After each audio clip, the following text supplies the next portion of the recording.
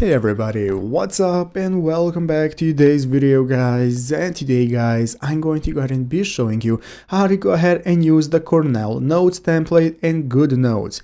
This is a very simple thing to do, so make sure to watch this quick and easy video till the very end, follow my steps correctly so you can make sure that this works the same for you and you can do this yourself.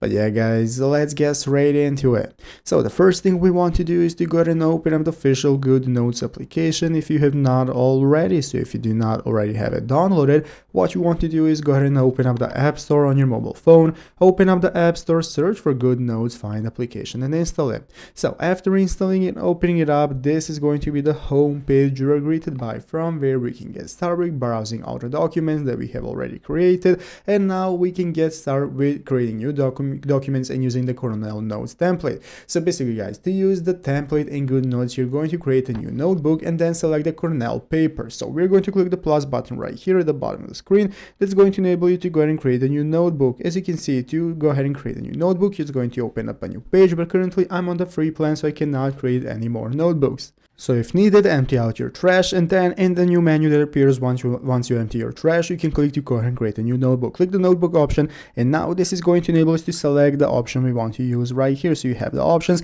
and you have the templates. Here, as you can see, once you scroll down, you have the writing paper and you have the Cornell template that you can go ahead and select. So by selecting this and clicking the create option in the upper right corner, it's going to enable you to go ahead and create your notebook and get started with using it, and that's how it's done. So I hope this video was helpful. If it was, make sure to leave a like, subscribe to the channel. Thanks for watching, take care, and bye.